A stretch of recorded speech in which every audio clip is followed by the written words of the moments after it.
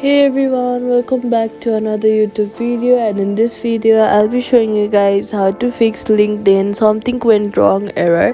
If LinkedIn app is, first of all you'll have to be signed in into your LinkedIn app, and while you are signing in, if it shows something went wrong error, then what you're gonna do is go ahead and first of all check your internet connection, switch between Wi-Fi and mobile data to see if that works. And next what you're gonna do is go ahead and open your settings app and then search for storage and then look for the LinkedIn app and click on the offload app option.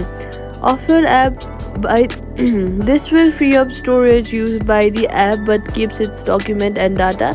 Reinstalling the app will place back your data if the app is still available for download.